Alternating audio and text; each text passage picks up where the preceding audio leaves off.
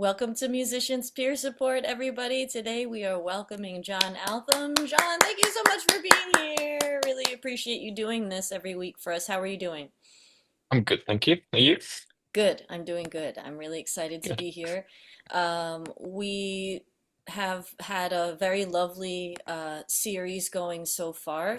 So, if anybody watching the replay, if this is the first one you're watching, I just want to encourage you to go back and watch the other replays from start to finish, from the very first video to the very last one that we've posted, and feel free to reference those as needed.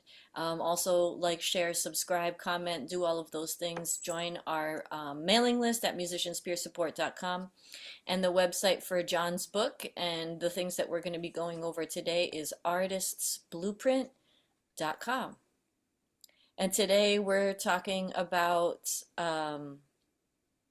Impact and legacy. wow, Chapter it just it 8. just escaped me for a moment. Yes, impact and legacy. Do you want to just dig in right now? Yeah, let's do Sure. it. Great. Sounds good. Cool. Okay, so this will follow a similar format as before. So I'll go through the chapter, and then there's a diagram in here, which I'm sure we'll discuss as usual. And then there's the workbook as normal as well. And of course, if you've got any questions or if there's any specific case studies from your own experiences that you'd like to bring into this and ask me questions on, you're more than welcome to fire away when we get to that point as well. So there's a bit of a recap. The last chapter we worked on was chapter 7, and that was looking at growth, so scaling in leadership. And now in this chapter, it's looking at how do we create systems, values, and really from that, how does then integrity carry your work beyond you? So it's that next step afterwards that we're going to be focusing on. I'll just share my screen.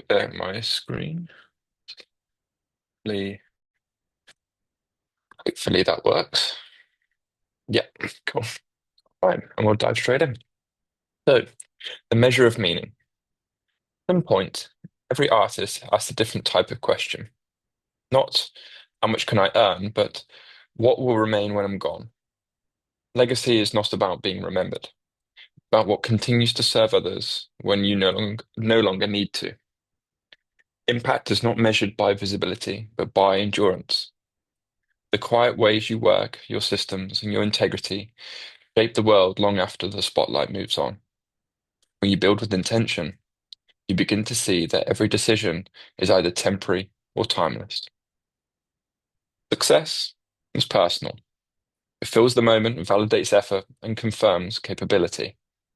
Significance is relational. It outlasts you. Success answers, what did I achieve? Significance asks, whose life improved because of what I built? Both matter, only significance compounds. Success fades when audience applause. Significance grows in silence. Has the power to transcend time, only when supported by structure. The greatest artists are remembered not only for their talent, but for how they protected and shared it. To build work that endures, you must think beyond release dates. Ask yourself, is this work owned or borrowed? Can I sustain others or only myself? And does it express a truth that will last and still matter? The more timeless your intent, the longer your work will breathe. Legacy is design. Legacy is not a byproduct. It is a design choice. It begins in the same way all systems do, with awareness, intention, and repetition. You cannot control how the world receives your work, but you can control how you build it. A legacy is not built by accident, it is sustained by process. Every structure you create, your contracts, your teams, your frameworks, becomes a vessel for impact. If built with integrity, those vessels carry your purpose further than you could ever do alone. Wealth as responsibility. When managed with wisdom, wealth becomes a tool for contribution.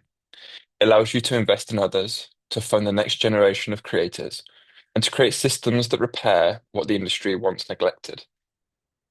The goal is not charity, but empowerment. Help others stand on their own foundations. Teach what you once had to learn the hard way. Legacy wealth is measured not in assets, but in access. Every artist contributes to culture, whether consciously or not. The values you express, the way you treat others, and the principles you stand on all shape the environment around you. You can build culture with the same precision that you build music. Culture is what happens when values are shared repeatedly and visibly until they become the rhythm of a community.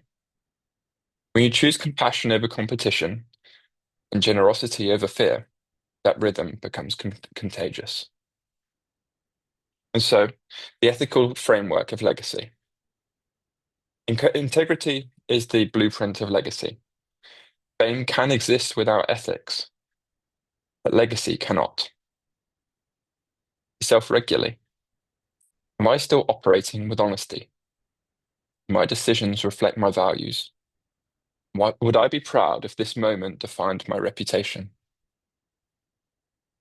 Every decision contributes to a larger pattern. The artist who stays consistent in character becomes trusted beyond their craft. Legacy is not what you leave behind. It is what continues to work because it was built with honor. And we have a diagram for this chapter, which is the blueprint compass. Very simply, four key areas, your north, east, south, and west, and the north being your guiding star, which is the clarity. So you've got clarity, control, continuity, and calm, and altogether they help kind of guide you through your career, specifically as it relates to impact and then legacy later down the line. So when clarity guides you, chaos can't move you. And that's the real key takeaway here. If you want your knowledge to endure, teach it. Mentorship is one of the purest forms of impact. It transfers wisdom faster than any publication or post. Mentorship does not require a stage. It begins in conversation, message, a moment, a word of clarity to someone who needs direction. Teach without ego, guide without possession. The goal is to help others find their own rhythm. Philanthropy through structure. Contribution is more sustainable when built into your systems, whether through scholarships, community programs, or creative residences. Structure makes generosity repeatable. Build models that outlive your direct involvement. Well-designed organization can continue living long after your attention has shifted elsewhere. And true philanthropy is not giving what you don't need. It's designing systems that give even when you are not there. In the end, the greatest legacy you can leave is peace within yourself, your team, and your community. When people remember you, they will not recall every number or headline, but remember simply how they felt in your presence and how your work made them feel capable, valued, and seen. Peace is what remains when everything else has been distributed. It is that quiet signature of a life lived with integrity. So, the key takeaways. Legacy is built through design, not accident. Success is temporary, significance is transferable. Wealth is not power, it is responsibility. Culture grows from consistent values.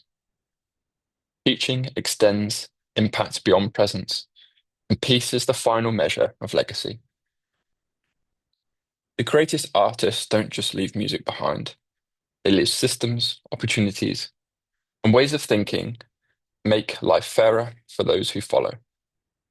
Is the true purpose of the artist's blueprint, not to create fame, but to create foundations. Leave it there. Yeah, really great. Thank you so much, everybody, for joining us also. Those of you who are new in the room. Um, there's a certain, we've been talking in the prior videos about calm and clarity, and Mm. how uh, those qualities affect multiple aspects of one's day to day, whether it be as an artist, as a leader, as a collaborator. Um, and so this is carrying on obviously through this chapter as well. But we're thinking a little bit more long term, um, but with a focus of how what you think, your perspective, and your decisions today affect that. Um, and I like how your book is written simply, um, and directly. It's very articulate and succinct. And so someone who's reading this or watching the video can pause and reflect on certain moments, Mm. um, because that's, I think, the type of book. If I were reading it, that's what I would do. Is I would probably, maybe 5 or 6 times throughout what you just read, I'd probably close the book, think about that, what that means for me. Um, try to kind of fish for certain specific examples where that might apply. And so I just encourage everybody to check out the book. You can purchase it, but you could also listen to the podcast if you don't want to purchase it. But I just encourage everybody to get their hands on a copy, to revisit. And some of the, besides the key takeaways, which are great that you do that every chapter, especially I know how some artists learn, and that's really, really effective. Um, but significance versus success, Mm. and that significance is transferable. And the idea of chasing a carrot, I say that often in MPS, is like, can't always be chasing the carrot all the time. Um, this kind of striving for success, which is a good thing. That's not a bad thing. But when you're focused on significance, thinking that, down the line that is transferable compared to success, um, doesn't that remove a little bit of that kind of want or need or desire to chase the carrot, and it just shifts things a little bit? I think so. And I think as on top of that, so does the section where it's about culture as currency, right? Because I think sometimes, we're chasing this hamster wheel or because we want to be a part of culture, we want to affect change. Well, actually, you're already doing that. And just sticking with your foundations and who you are and the interactions that you're having. That culture is the environment that you're creating around you. And it just naturally compounds. So I think and at least for me, and I hope the same with others, I hope it kind of almost takes the pressure off. And sure, yeah, it can be overwhelming as we went through some of the prior themes and chapters. There's a lot to think about from the business side of this industry, right? But at its core, how can we really simplify this? And it's one, what is my foundation and my principles and my values? And if that's very calm and aligned to who you are, then the culture and community that you're going to compound around that is going to be something really quite incredible. Um, and then on top of that, the question of between success and significance. Simply, not what did I achieve, but whose lives are improving because of what I'm building and creating. That, to me, that's really lovely, and um, a lot of that kind of leans on my side with the charity work that I do outside of the industry. So it's in a completely different um, sector, but it's so, so important. And as I said, I really hope that it just helps to ground things as not being as complicated. It could simply I think it works for artists all throughout their career. Whatever stage that you're at, whatever kind of a career approach you want to go down, whether it is as a touring musician around the world or it's as you'd like to, as I said before, use the example of play at the local pub, and then you can.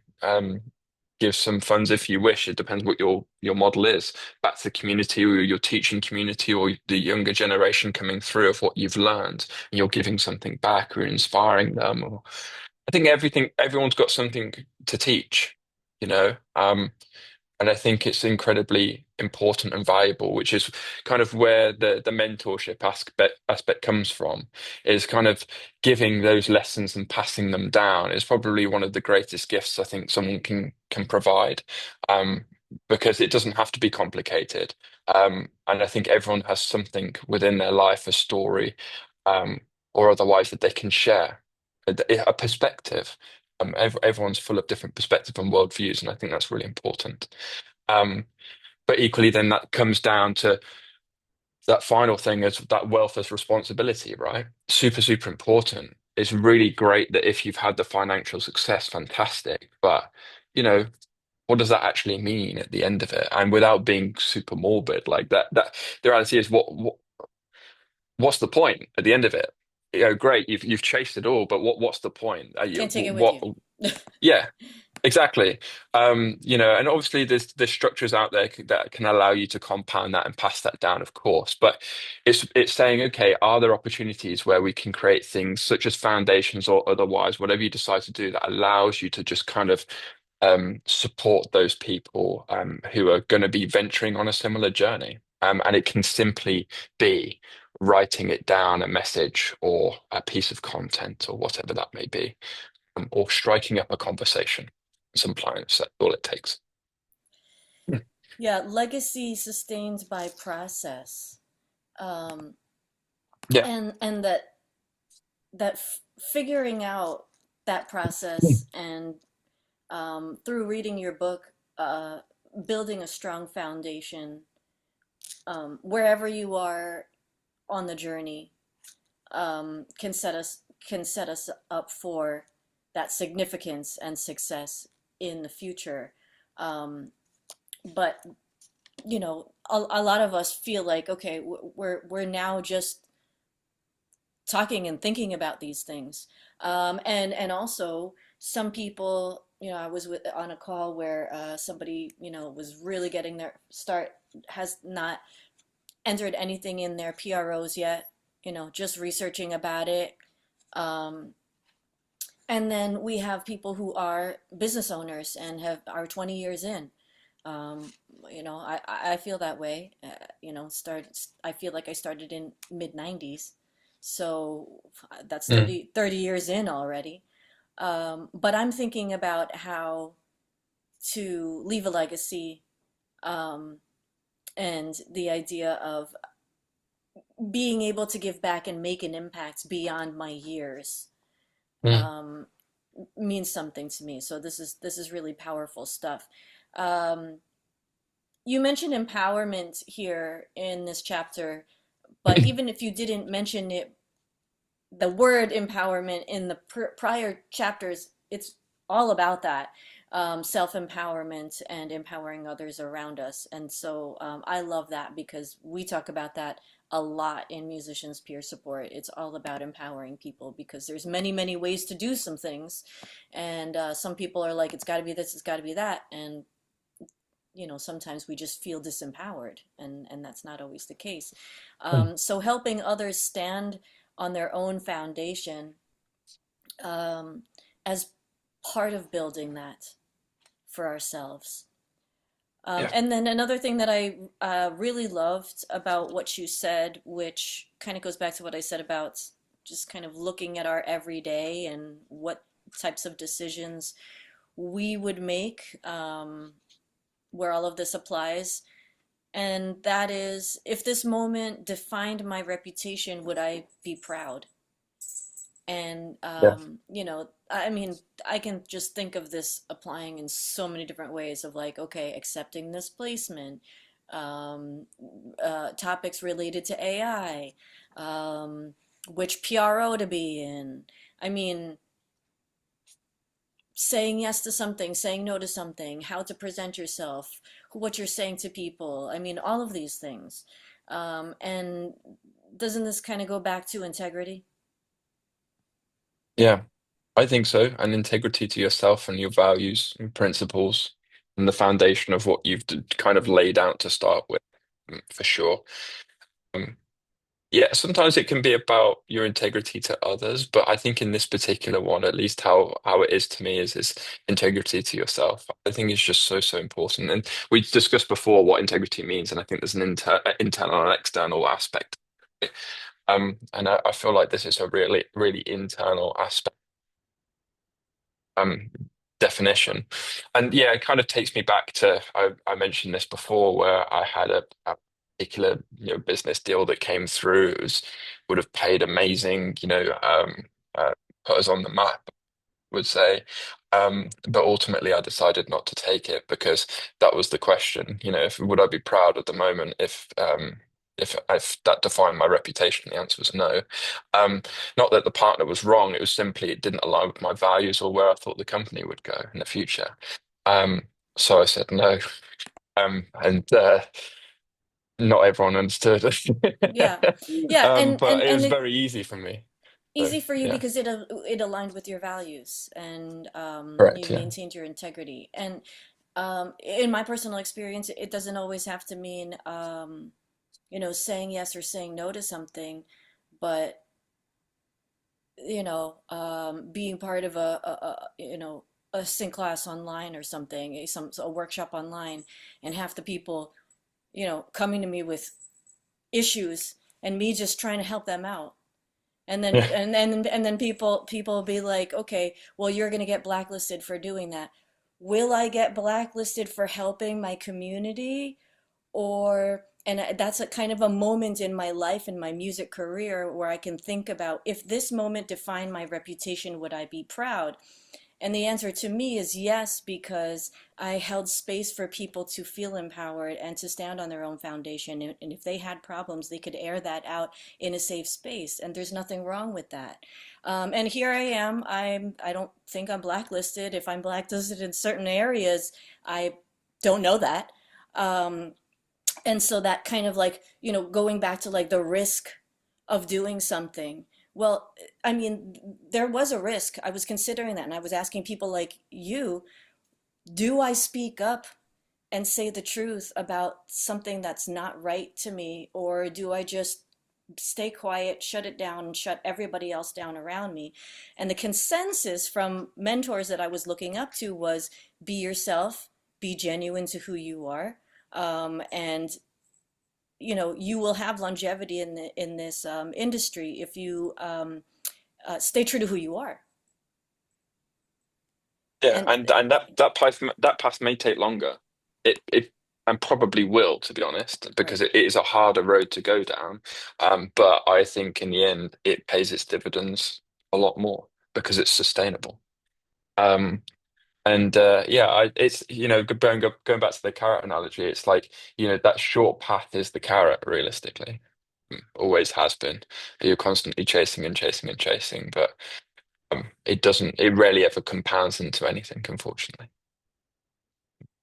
But yeah, I mean, the same going with this point about defining your reputation. As I said before, there's always going to be challenges in this industry. It's never ever smooth sailing. It's the same in any business, any endeavor that you do. Basically, anything in life, there's positives and negatives, right?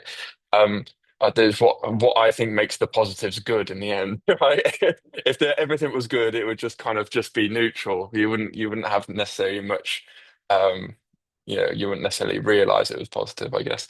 But the point being with this as well is that when you go through those really tough and dark moments in the industry, as I said before, that you will more than likely, if you're in the industry long enough, you'll have intense negotiations. You'll have points where people are going to try and sue you, and you'll have a very intense legal the industry. It's just natural.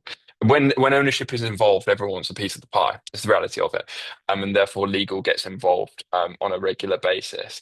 Um, and during those moments when it gets very heated, and what seems like a big power move, and some people can be very aggressive in the way that they go about this. Um, you still have to ask yourself, in terms of how you're going to react to that. Again, are you going to be proud if you are using that same type of mechanism against them?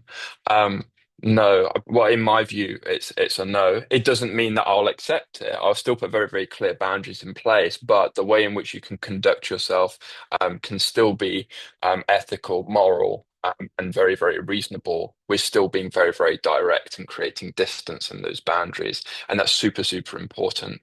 Um, so again, it kind of speaks to those moments too, where you're going to be under a lot of stress, potentially a bit of scrutiny as well. And how do you actually manage those in a way that's balanced and most importantly, true to yourself?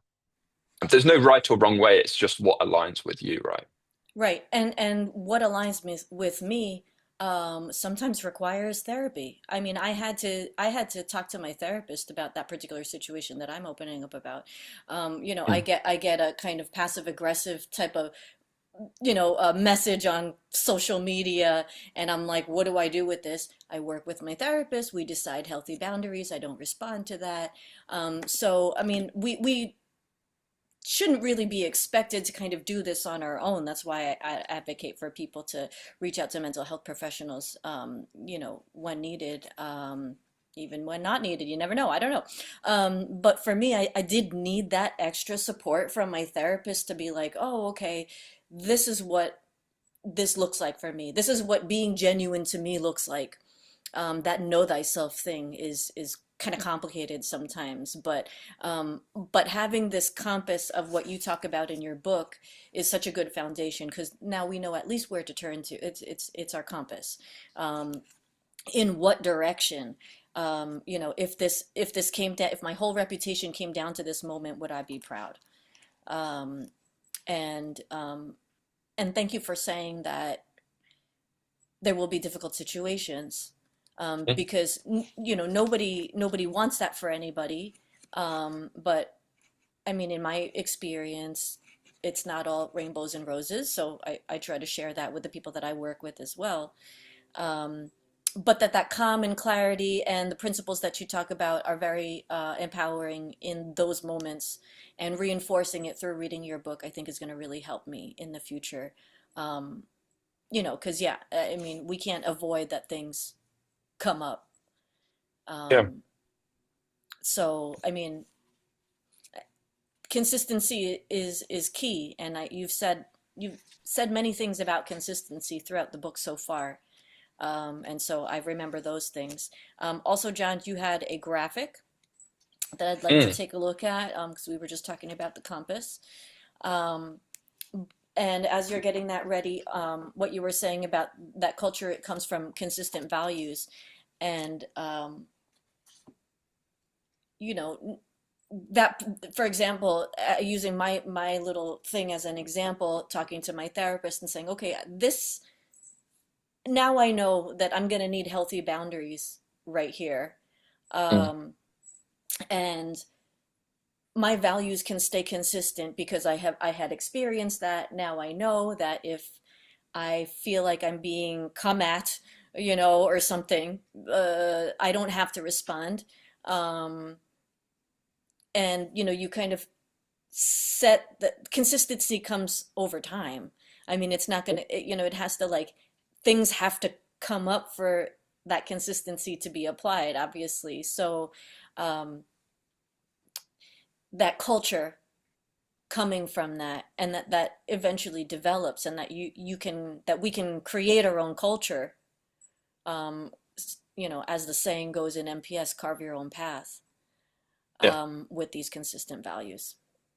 Yeah, absolutely. And I kind of see it a little bit like, you know, there's always that 10,000 hours rule of learning an instrument or producing songwriting, whatever that may be. But I'd argue there's a 10,000 hours in what your foundation is and what your principles are. It's easier said than done. And as you said, there also needs to be circumstances in which those are challenged. And with enough repetitions, it's very, very easy to then say, you know what, it's very, very clear that that doesn't align to me and it's simply a no. But you have to get those repetitions out, and you've got to do it. And if anything, what I really, really hope that this does, and it's had some quite nice arcs. As we started, we went into kind of awareness foundation and kind of like this sustainability aspect before we got into the head, like more technical business stuff. And then we're coming off this other arc where it's kind of softened down again and really started to think about, impact and legacy and reputation again. It was just nice. Um, but again, with these 10,000 hours, it's more just a case of let's get back to that foundation. This is really, really what this book is about, and grounding that and understanding that, yeah, okay, this business is complicated, but ultimately, what is this about? It's like, what is my blueprint moving forward? How do I navigate this for me and what I want to get out of it? Um, and then as a result of that, once you've got that little template, and it doesn't necessarily have to be the workbook, that's afterwards. The first bit is literally what is my foundation, my principles, and my values, and then doing the repetitions on that. And part of those repetitions then is compounding that through the workbook and everything else and the interactions that you have with your industry peers, your community, um, and everything else moving forward. Hopefully that makes sense. But that's the aim of this, and at least how I would advise those to kind of navigate through this. And as I said, it's not everything is going to resonate with everyone, and that's the point. It's those that does great, hold on to it. Those that doesn't, discard it because it doesn't serve you right now. It might do in the future. Take what serves you and discard what. And this is the diagram. Great. So we have clarity, calm, Control. control, continuity. Um, when clarity guides you, chaos can't move you. Yes. Um, I mentioned we were talking about scaling and leadership last week, and I mentioned that I'm um, working on my own leadership skills, you know, trying not to cut people off because that's, like you said, you mentioned that's coming from not a place of calm and clarity. You're excited, you're jumping the gun. Um, and so I just encourage people to take a look at this and see where this can apply because for me, um, it's almost like I have to be anchored in calm. I have PTSD myself. So, I have to be anchored in my own mental health, um, which is the three: clarity, calm, and control. Like I have to have those things before I can do anything. But I don't always have all of those things before I do anything. It's a sliding scale sometimes. So Mm. tell me why you came up with this particular graphic and why you have it in that specific alignment or organization. Um, a couple of reasons. One, because the classic saying of, the North Star is like the direction that you're going, right? So the first one is clarity for me. Um, I'm very, very big on that. The other word for it is that seems to be thrown around a lot is signal over noise. It means the same thing. It just means getting clarity, getting rid of all the noise that's going on around you. That can be both auditory, visual, everything. Doesn't have to be that you become a minimalist per se, right? But it just means that you're just getting rid of everything that doesn't serve you because it doesn't need to be there. And it allows you to be super, super focused and clear on the direction that you're going. And I think that's the most important. When you have that, you can't really go far wrong. And not only that, that really compounds very, very quickly too. Now, all four of these combine together. They create your compass for kind of navigating this industry really, really quite nice. Um, but the clarity is really, really important because once you reach that point where you've got the clarity and you're clear on the direction that you're going, once something tries to pull you in a different direction, and again, this is why I kind of did a compass because all these things in the industry are pulling you in all these different directions. It's like, no, no, no, this is the way I'm going. Like it's just this way. I'm going to keep going. And not to get distracted by all these other things that seem to go on. That shiny new record deal and all the rest of things. There's a lot of temptations in this industry. So, um, Yes, and the thing for me is that clarity takes education. Like I need a lot to have that clarity. I need to inform myself. Like, it's like when I decide, okay, this is the way I'm going to go, I do want to look at, make sure I'm clear about it so that I can move forward. For example, you know, using specific tools. Um, let's just throw in AI right now. Okay, well, some people don't want people using AI. Will I use AI music? Okay, well, I need to know about what that is. I need to know what the rules are, what the laws are, what people think about it, what people say about it, and I want to have that clarity before I make that decision. So that clarity requires research for me. Yeah. So how we achieve that clarity is probably going to look different on a case-to-case basis, right? Yeah, and I would take this diagram with again an internal and external view. So that external view is that outside clarity in terms of what's going on in the industry and in understanding what's going on and getting clarity on the direction of which you're wanting to go and how that informs your career. And then there's the internal aspect of this, which is your self-clarity, which is, you know, again, the rules that are kind of your governing operating system for how you know, carve your path in the career, which is again your foundation, and being very, very clear on that and that direction and not letting anything stray you away from it. And you got obviously then flipping to the external again, you've got the outside direction that kind of feeds into that. You then got the control, continuity, and calm. Again, from a control perspective as well, it's just an interesting word. I find control quite an interesting one. It can create quite a bit of conflict. It can bring all sorts of things up. Various people's past history deals all sorts of things. An interesting word, and as a result of that, it's why I included it in there. It can mean everything from ownership to how much you feel that you're in control of both your career and a certain deal. So again, the internal, external things super, super important there. And why that's important because again, something pulling in the other direction for control, you might say, you know what, I'm going with one note. We think of the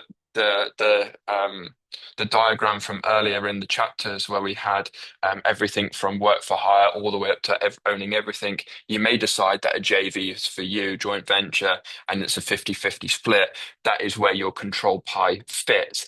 Someone comes in offering 70-30, you're like, no, that's pulling me in a different direction. Let's bring it back there. And we're back at 50-50 again. And that's what it's all about, and making sure that you're still staying in direction. The continuity side of things as well looks at both systems, your own operating system, your task list, whatever, and how you manage and operate your career, and how that continues to serve what you're doing. With and without you. And the without you is super, super important because the without you allows you to get into the impact and legacy side. Um, if it's the same with any business, and we mentioned it, I think it was in the last chapter. Um, if you're ultimately wanting to sell a catalog or a business, just generally, not necessarily just even within the music business, if you're wanting to sell a business, it becomes more valuable when you're not the person who's running it, because it's classed as what's called as a key man risk or key person risk. Um, and if you're seen to be the person that is dependent on the success of that company because you're the face of it, you're the one that all your clients know and they trust you, and that's why they're in business with you. Well, if you sell that business and that CEO or founder has now left, how do you know the clients are going to stay? You don't. And that's where continuity comes from there as well. So again, that internal, external aspect of the compass. And then finally, the calm. Simply, how are you in negotiations and everything like that? In my view, that brings us back to the ethical framework and legacy, making sure that you are operating with honesty. Um, do they reflect your values? And quite simply, are you able to just take a breath? Super, super important. This industry, particularly when things go bad, or not in your favor, tend to work on urgency. It's like the biggest, tool that goes against you typically. Um, it's all very, very exciting, or it's a panic, and you feel like you have to respond urgently. Urgently. Likelihood is the vast majority of the time, you don't. Right. And taking those couple of days just to catch your breath, or however long you need actually, just to get some, clarity in mind, put words to pen to paper, um, is so, so important. And again, it has that internal and external aspect of it too. Yeah, really great. Hopefully that helps. All Again, right. with everything, all of these are layered. Exactly, because I mean, I'm thinking about like on a personal level, like you said, with integrity, there's an internal and an external aspect to these things. And I mean, I'm just like thinking about continuity with your inner self and like your process of um, well-being. Like, I mean, my brain is kind of like, yeah, you can apply this graphic to a lot of different things. Yeah, Um, and so if for people watching, I mean, I just feel like, yeah, take a look at it, make it make sense to you. See what if it, like you said earlier, John, like if it if it makes sense to you, if it resonates with you, great. If not, move on. yeah, But I feel like looking at this and thinking about how it can apply in our everyday and the aspect of internal and external, that not just about the industry and the career and all that stuff, but how that internal work and just kind of philosophy, mindset, daily practice, those kinds of things play into what the external world looks like. yeah, exactly. And how I would take this, I mean, each of these diagrams are frameworks in themselves, and I would take the diagram and say, okay, got one for internal, external, personal, business, project. And business is just being like your career and where you want it to go, and then maybe project specific or whatever your key focus is.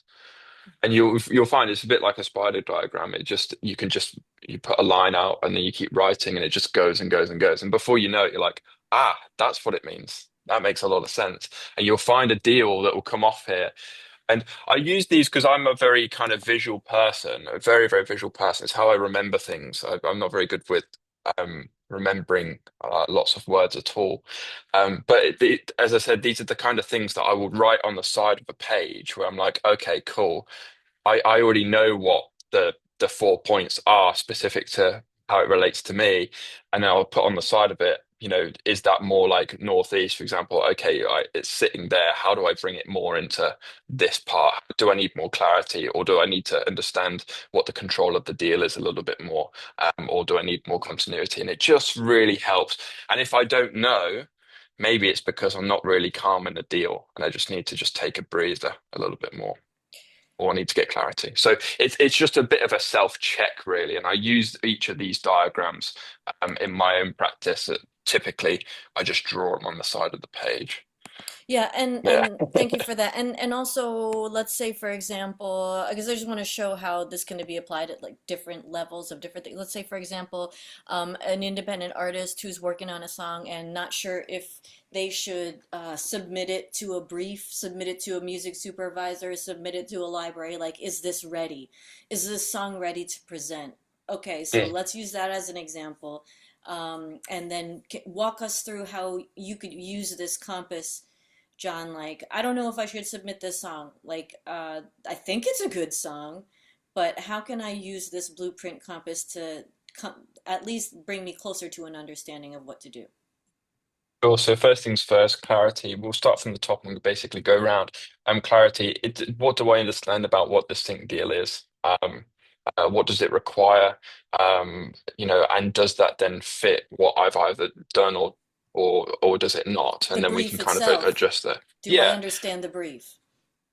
Do I understand the brief? And we're doing external here. The internal of that is, does the brief even align? Isn't it something that I even want to be a part of, right? But we'll just stick on the external now. Is that clarity point to begin with, really, really understanding, asking the question so that you can really understand what it is and equally what they require. It's not just about, is this the right brief? Does it fit? But do they require certain stems? Is it only just an instrumental version? Is it just, background vocals only? Like, what do they actually need? Do they need for access to all the stems? Who knows? Then the control, how much control are they requesting or are they not requesting? Or equally, how much do you want to retain within that deal? Particularly important there. Again, we said before, if you want a JV where it's like having 50-50, cool. If their deal is 70-30 or 60-40 and it ultimately doesn't align, that's a room for negotiation point. So it helps you identify that. Then from a continuity standpoint, good. Okay, cool. This works. This can compound. But from continuity, are we looking at is this exclusive or non-exclusive as a deal? If it's exclusive, it limits our continuity. If it's non-exclusive, obviously it allows us to exploit it beyond that. But with continuity as well, um, what are they going to do with it? Are they only going to manage it for a 1 year term? Is it a single project placement? How many layers to this, are there? Equally, um, I would say within that continuity category as well, it would be, okay, I've done this, but is this even ready? So, for example, I talk about it being sync ready, one stop, blah, blah, blah, and all this kind of stuff in the past, right? That kind of fits into your continuity point. Can this exist outside of what I'm doing without me even needing to be there? Cool. Quick license, that's done, that deal is done, but it's also in my back catalog, and that can be ready to be exploited through other music supervisors or libraries if it wishes. So just because I've got this one deal, if it's non-exclusive, it might serve another campaign elsewhere with another different agency. And providing the contract allow you to do that, then that might help you from a continuity perspective too. That fine point about whether the contracts will allow you to do that comes into control. And then finally on Calm, what is the timeline? Naturally, with Sync Briefs, it is a limited timeline. But more importantly, if you have all of these and you have clarity of what you're doing, are you calm with what you're doing? Are you happy and content with what you've produced? Obviously, that fine line between process over perfection. Sometimes it's better to just get it over there and get it done rather than looking at it too much. But ultimately, does it feel right? You'll have a gut feel. If it does, good, move on, submit it, and then uh, take it from there. If it doesn't, maybe it's just a point that you need to get some more clarity on. So whilst that was layered, that's all how I would process each of these. And you could you try another scenario, and again, it's just there's so many bits and points that you can kind of go through. Right, layers, and that it's up for interpretation, and that it's not like necessarily gonna give you a black and white answer, but it will provide clarity as to where you stand with these aspects of that particular situation, and therefore, providing the clarity that we're looking for. So, like you said, it's like a self-assessment thing. Yeah, and it can be the same if you're selling a catalog as well. The entire thing is there. Um, you go into continuity. Continuity in that part comes into impact and legacy. Well, okay, I'm selling my catalog, but what happens to my name? I might I might want to sell everything, right? I still want maybe some control or approval rights over how it is used in things that really still don't align with my name and my brand or my estate's name and brand, right? And that's another point. So just because you sell everything doesn't mean that from a continuity perspective it necessarily stops. You've always got optionality, and that's hopefully what this kind of guides you through. That there are layers where you're like, oh, what does this actually mean? Could it mean this? Let's explore it. Yes, it probably does. Let's question. Let's question, right. Thank you so much for that. Susie Cool says, John, thanks so much for letting us pick your brain. My problem is trying to prevent the pursuit of perfection. And boy, oh Mm, boy, do a lot of artists relate to that. yeah, it's hard. Been in that that place myself. It's so difficult. Um, And ultimately, what I found is, unfortunately, I don't get anything done, or what I do, but it never gets released, is the thing.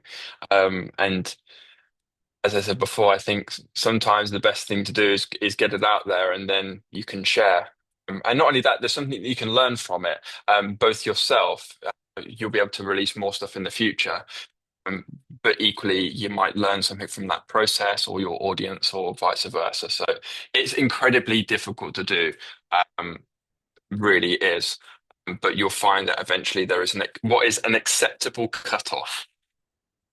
And you can always change it. That's the thing, right? Right, If there's a problem with the book, as I said in this is an evolving piece of work. It will change as I do, as we all kind of grow in this industry. It's it's a group of contributions from everything that I've learned that, and I learned from my industry peers and my mentors and everything else, right? Um, it's the same with your own art. You might find that in a couple of years' time, you listen back and you're like, okay, interesting. Love what I did there, but it's not where I'm at now. I'm going to do a remaster, right? And that's okay to do that. Or you might find that the lyric just doesn't really align with where you are anymore, and you want to do it something different. And it's interesting because I use that as a reference because I can't remember which song it was now, but Bublé covered a version of a an old jazz standard classic. And there was a line and lyric in there which, in his view, without putting words into his mouth, seemed outdated.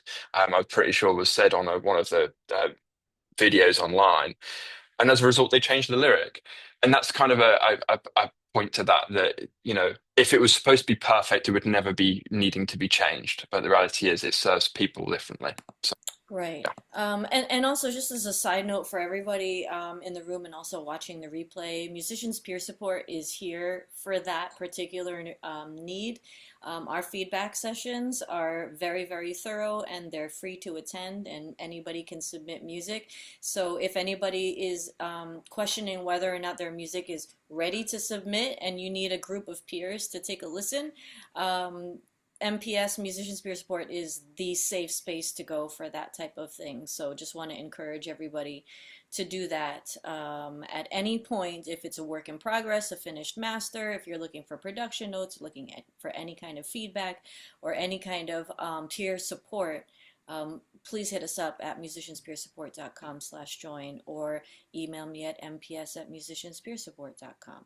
So just wanted to mention that, but also thank you, John, for that comment, because you have experience, and hearing you say that is comforting, I think, for people who are starting out, um, because like at all levels it happens. Like it's almost like, oh, does your have you ever worked on something and then everything's erased, like the computer crashes, to my understanding, like it happens at all levels. Like you could be at the very top of the food chain, and that could still, like, nobody's immune to certain No, things. absolutely, absolutely. And you don't know how many times I've rewritten things and all sorts, frameworks, models, whatever for this. Um, there'll be things that even if I go back to it, I'm like, oh, I could tweak this here and there. And I'm like, stop, don't do it, don't touch it, stop doing it. And it's the same with even like the audio side. I'm like, oh, there's a glitch here in the audio. I'm like, you know what? It is what it is at the end of the day. But if the package and the value is still there, you'll end up finding that there's a quite a lot of give as what people are willing to accept in terms of subtle mistakes, whether that be punctuation or slight audio quality or whatever. If the end result is actually, it makes them feel a certain way. So if you're particularly with music, you're like, oh, I'm not sure about this mix, but ultimately, if it resonates with someone and they can relate to that lyric and what you're talking about, it will hit them exactly the same, you know. Um, and I think that's super super important. And again, it comes back to that thing of, and as you mentioned with MPS there, in terms of that support group and the feedback group, all about process. If you have got a defined process for whether that be sync or otherwise on when you're ready to distribute a track, and you're able to tick through a box and you're like, yep, ticked, done all of that, ready to go. And it takes the other aspect of that perfectionism away, um, and allows you to just say, okay, done, Because you've and it, checked the boxes. right. Yeah.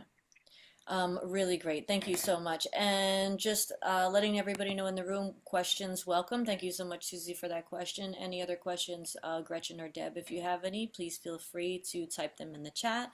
Also, those of you who are watching the replay, if you're interested in asking questions, find John on X, or Twitter, as they used to call it. And then also visit artistsblueprint.com, please. You could find the book there, and you can also find the worksheets. So, John, you have a worksheet for us this week?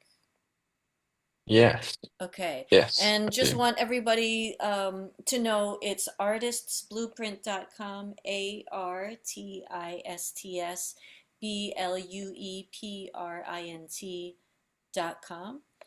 Thanks to those of you who are listening in and not necessarily watching for whatever reason, but if you're listening to the replay, thank you so much for listening and we appreciate you. You can email me at mps@musicianspeersupport.com and you can visit us at musicianspeersupport.com. And the mailing list to get the free invites to all of our free events is musicianspeersupport.com/join. So thank you so much for joining us. Okay, John, are we ready to look at the worksheet? Yeah, let's do it. So this is the one that is on the website. Um, so yeah, the full workbook. It's quite lengthy actually. I realized that after uploading it, I was like, that's quite a lot of pages. That's why I feel like maybe there's yeah maybe there's a follow up in our future where we do a workbook, you know, kind of like the experiential guide type thing of the Artist's Way, Julia Cameron's Artist's Way. She had that workbook supplement. You have this workbook supplement. Maybe we do a whole meeting series over the course of several months to kind of get through this stuff. So, just as a full disclaimer, in musician spirit sport fashion, like everybody, please give yourself grace and flexibility with this stuff. If you're feeling overwhelmed with it, you know, take the breaks. Like this isn't to beat yourself up. It's not to like over criticize what where you are, what you're doing. It's just assessment. It's just something to think about. So yeah, I don't want people to put so much pressure on themselves looking at this. Although it's an extremely helpful resource, just want people to know like come at it whatever approach you feel comfortable and whatever kind of pace you feel comfortable. Mm, absolutely. So, to start off with, you've got the risk reality checklist, which is a theme throughout the chapters. Again, ticking all that apply. Been a bit more specific on these as well. See if they will kind of kick something up. If they don't, something else might come up in other. But things here, you don't have a contingency plan. Stress directly reduces your output. You avoid reviewing what went wrong, or you operate without any downside scenarios. So, for example, with that, that's about just kind of um, having contingencies in place, diversifying risk, that kind of stuff. So it's just kind of bringing a little bit of awareness to that. And again, with all of these things that I put down, it doesn't necessarily mean that you have to have these, or just because you haven't ticked it or you are ticking it, you're doing anything right or wrong. It's just about putting things out there as ideas. You might ultimately fall and want to put into something on the other category instead. Um, that then moves into the resilience score of one being fragile, five resilient. And as I said before, regardless of where you come on the scale, it's all about reflecting. It's not about being self-critical. So again, income buffering, is that at one, for example, it's quite fragile. Or is it five? You've got a contingency. You've got, anywhere from 3, 5, maybe a year plus of contingency, that allows you to say no to projects, or to give you that income buffering when you have those periods of instability. Super important. But again, helps you kind of review that in detail. And the good thing about that as well is it not only helps you refine where you are in terms of a safety net for yourself, but also helps you think as well internally in terms of pricing for the next project. Yes, pricing is about your overheads and the cost, plus any other fees that you want to add on top of that. But it can also be about, this is where I want to be in the future. And maybe I need to start increasing my price because then it allows me to have a bit more of a buffer and I can start building that income buffer in place. It's something to think about, and a different way of framing pricing in the future. So obviously doing it without being ridiculous, but like it's something to consider. Again, then the operational flexibility there, contractual protection as well, and also how well dive, all very, very important as part of your resilience. Of course, reflection being equally important. And John, the point here not necessarily being we have to have these things and this is like it's just like this is where we're at with this and let's think about where we're at and where we want to be, right? Like that you're not saying like you have to have these things.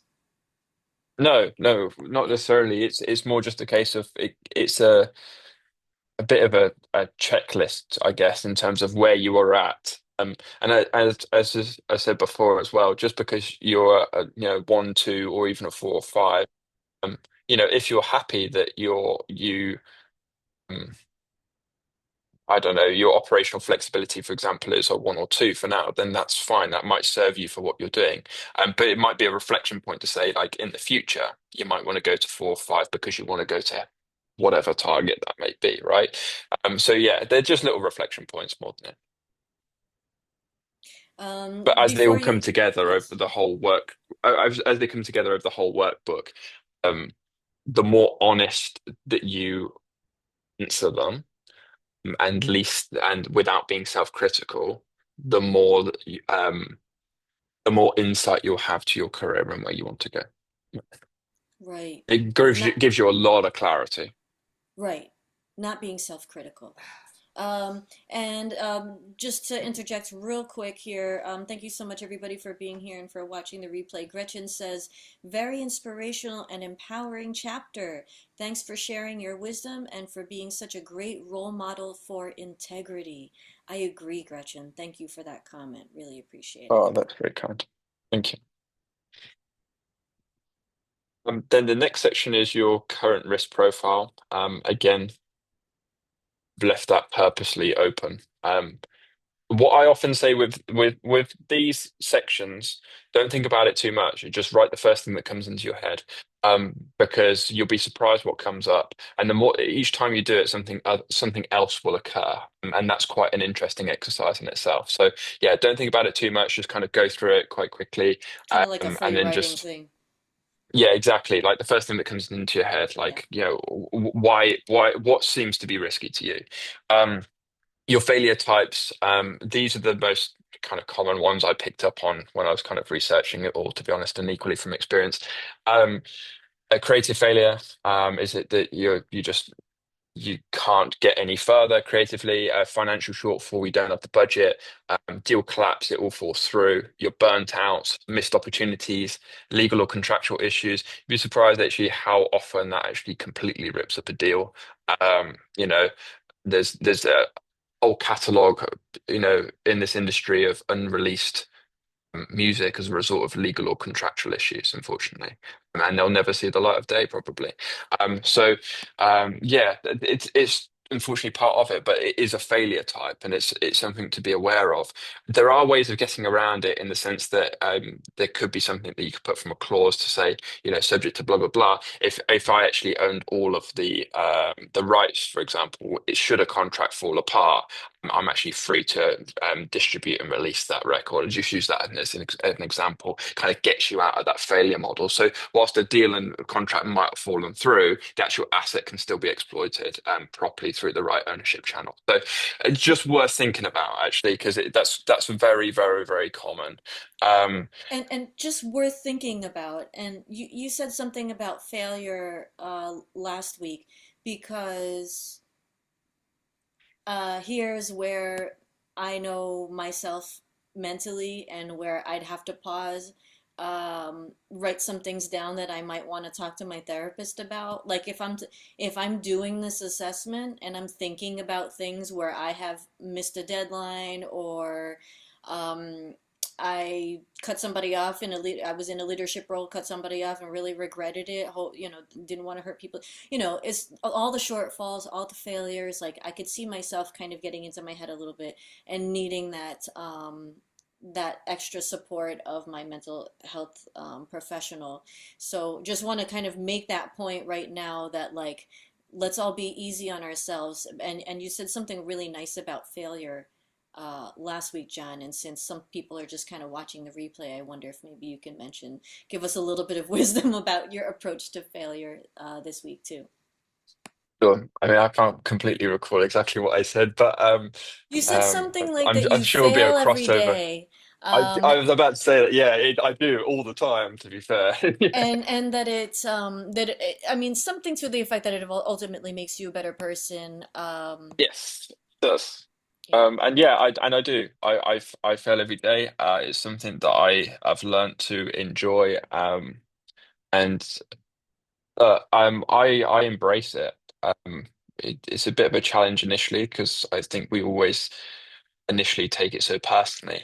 But it's ultimately a process, right? And if I'm if it's easier for me when I break things down into processes. I don't know why. It's just how my brain works. But when I operationalize things into a process, it makes things a lot easier to make sense to. And ultimately, a failure in that sense is just a part of a process that just hasn't worked, right? And then you can go back and you can just ask a question. Okay, there's a bottleneck here in this process. What was it that caused that to happen? Okay, cool. I can learn from that. I'll update that process in terms of how I'm going to do that next time, and then it works. So yeah, I just see failure as just a bottleneck within the process, and as a result of that, it makes it a lot easier, and it takes the emotion out of it, and I embrace it. Yeah, I like it. It allows me to see where things are breaking, how I can improve things. right. And it's never going to be perfect, but yeah, I fail every day, and what you'll often find is that what you want to limit is the major failures, of course, like the really big ones that completely like break the bank. It can happen, of course, and you actually learn a hell of a lot from that, from being in those real big troughs. I'll go through the peaks and troughs of the industry. You want to kind of even those out, but those big troughs, brutal. And they're very hard, but you learn a lot from them. And over time, what you basically want is you have these kind of mini peaks, mini troughs, and then you're kind of going up like that, rather than this rocky ride of like the big seas and the big oceans, right? Just a gentle wave that goes upwards. Yeah, very similar to something that my therapist says about life also, that it's like, kind of not so many extremes is like what good mental health can look like for most people, for a lot of people. And then also that the failures are a really good opportunity to assess. And I just love that growth mindset that you have, that it really just, yeah, like it's a self-reflection point is really what you're asking us to do here, so that we can assess and, yeah, like you said, this is providing clarity. So just as any failure from the past or the future, can provide clarity to us. Yeah. Yeah, exactly. And then as a result of that, you're able to see, what's the most like damaging past failure that you had. Why did it cause damage, and then what failed structurally. And again, that's just a process map, kind of mentality there in terms of how do I understand what that bottleneck is. And you think of it in terms of a process and bottlenecks, it's easier to pull the emotion out of it in a positive way. Um, and without kind of numbing it, because that's not what you want to do. It's just separating it, which is important. Um, think what you currently have in place, containment mechanisms. Okay, so do you have financial buffer? Yes. Do you have multiple income streams? Yes. And all of these. And if there's something else, write it very succinctly and then kind of tick it. What you'll actually find though, if you have all of these, that your actual strength of your portfolio goes up massively. Um, Now, again, this all has to align with you and where you are in your career, and equally going back to that compass in terms of whether it actually fits within that. You might find that realistically, having modular workflows is not important to you, or having delegation or backup support isn't required. Because from a continuity perspective, you don't want to go into major legacy or whatever you want later down the line, and that's okay. But if you did want that, having that delegation and backup support to be able to sell off a catalog, and you're not no longer being you're no not longer the dependency on the success of what's going on, is super important. So again, it's just that safety checklist, and tick what aligns with you, and hopefully ask questions. Um, then the containment score. Um, how are we isolating things? How well is failure isolated from a financial perspective? Emotionally, very important. Project isolation, reputation, relational, contractual safeguards, system recovery. What happens if something goes down? I'm thinking here. This and the point of this is it should hopefully expand to every type of artist as well that kind of comes across this workbook. A systems recovery in its simplest sense is it could even be you've been locked out of your email account. How do I get back into it? Okay, well, we can recover our password. Great. In the other example, it could be that we've got a large organization with multiple assets, and you've encrypted your hard drive. You can't get into it and it's locked out, and you've only got a few chances left before it all goes. Well, what do you actually do with that? Or it's all on AWS as a server and the server gets pulled. What do you do? And that's what you talk about operational resiliency when it comes to technology. And that's just really reserved for larger corporations and larger assets. So the point being is that there's a flex between what each of these words actually mean in relation to you as an artist and where you are in your career. Um, then your response mode, how are you going to respond to it if it does happen? How's it going to cost? The risk rules as a result of it, what you're going to offer, the deal types you're going to avoid. We've talked about that before, but it kind of reinforces it here again, which is important. And then your 30-day action plan as a result of that in terms of what your priority is, the reason you're doing it from a structural perspective, and then the evidence that you've improved it for resilience. That's about accountability to yourself. And then at the end of it, you get your resilience profile. So it takes the impact and legacy side of it, puts it into meaning, and then that allows you to look at your resilience snapshot, long-term horizon. Hopefully that helps. Yeah, that's really great. Um, Deb L says, just at the beginning stages of learning and all the admin involved, these are so helpful to guide me on factors I need to be mindful of to build a successful system going forward. Thank you so much. I Mm. agree. That's it. It's like just things to think about, to be mindful creating a system. But then I think about a friend of mine who, is a music supervisor who's owned that company for a very long time, been in the business for a very long time, and now is expanding into becoming a sync library and, scaling in leadership and things on her level are going to look a lot different. And how cool that is to go through the worksheet at that level. Mm. Or my friend who's, vice president of so and so company, whatever, and what that looks like for that person as well in their Yeah. own journey of progressing as a professional. So I really, really appreciate that. And Susie says, failures are teaching moments. Thank you for that. Yeah, I think we're all in agreement there.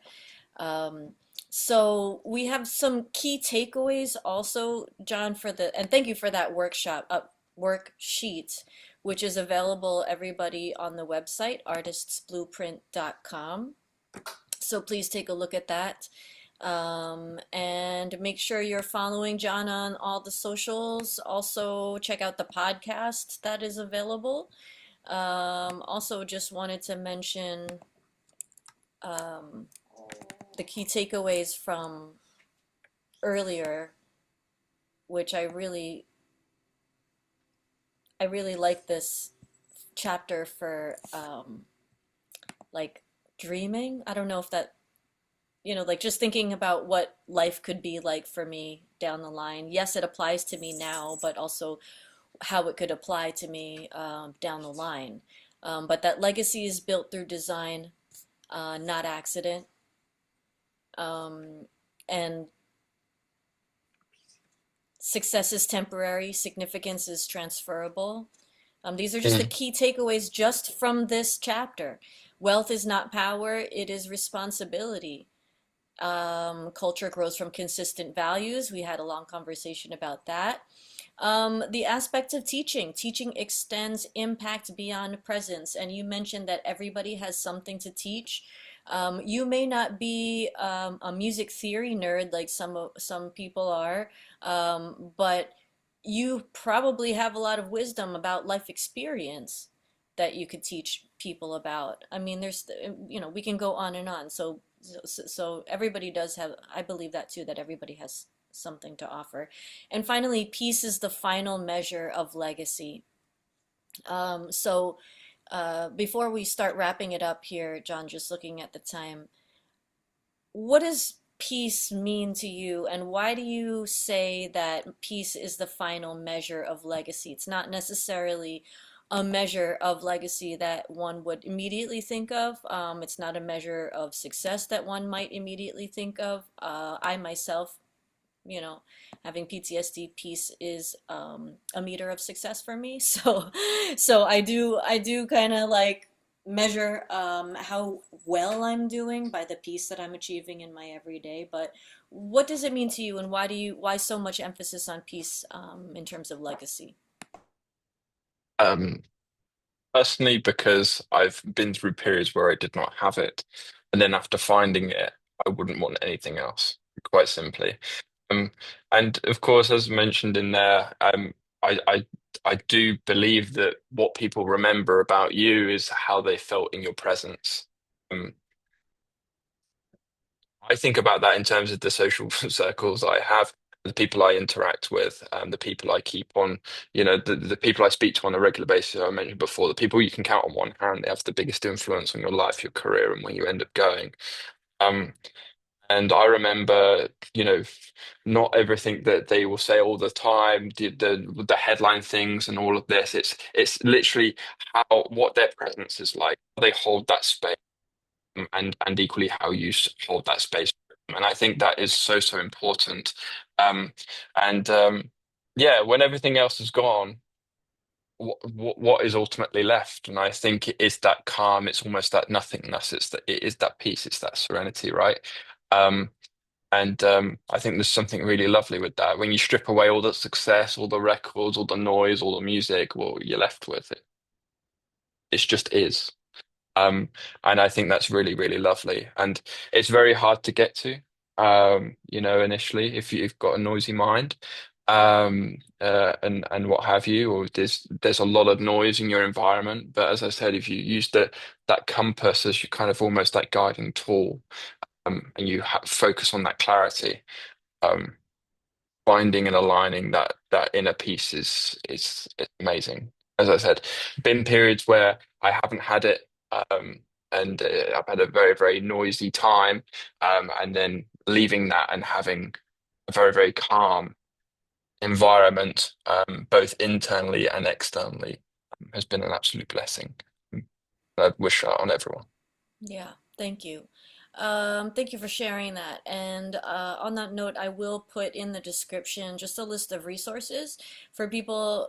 If anybody is interested in mental health resources or needs them, I put that in every email that we send out with Musicians Peer Support at the very end. So anybody who is on the mailing list, if you scroll to the very end, those resources are there. But just because the topic came up a little bit more than usual today. Just I know that was one of the things I learned on Clubhouse coincidentally was if you're going to talk about it, give people the resources to find the help that they need. So I will go ahead and put that in the description below. So anybody watching the video, please feel free to scan through those, and also know that we have a whole thread in our Facebook group that has those resources. But reach out to your friends and family, reach out to your local community, your local government. The resources are out there. We all deserve that. And so, yeah, we want to honor everybody in this space. And I really appreciate you sharing that, John, the way that you said that. And just what your idea of peace is, and the legacy that you leave by doing this amazing piece of work. So I'm going to give you a big round of applause on behalf of the community. I think my cat Beans is agreeing with me. His little bell rang right on time with the applause. So thank you so much for that, John. As we wrap up, I'm looking at the time. Anything else that you want to talk about? Any other last questions, comments, concerns in the room? The only thing from me is a sneak peek to what to expect next week. But aside Okay, from that, happy yes. to answer any questions if they have. Anyone Excellent. has any? Okay, yes. Any questions, any follow-up questions, please let us know. Type it in the chat. Also, we will be back next week. So thank you so much for joining us for that as well. And yeah, let's do a little sneak peek about next week. Oh, so next week is the last chapter. It's called The Infinite Game, and it's about continuation and why long-term creative freedom requires an infinite mindset, what that means, and how do we go about kind of pushing that moving forward and looking at what it means for the artist as the architect. And it's quite a few reflection pieces in there. And of course, the usual diagram, which we will dive into in detail. The workbook, of course, complements it. And as a bonus, on top of all of that, we'll just go into the kind of end and wrap into the book, which is the epilogue, which is the quiet return, along with kind of my little bit of an afterword and message to artists, really. But hopefully, it will tie everything together Wow, where we are by the end of it. really great. And that's next week. Um, I also want to thank you so much for that, John. Also want to invite everybody to artistsblueprint.com. Please visit the website, check out the book and the worksheets, the workbook. And thank you so much, John. I think that's about it for this week. Artistsblueprint.com is the website, ARTISTS Blueprint, BLUEPRINT.com.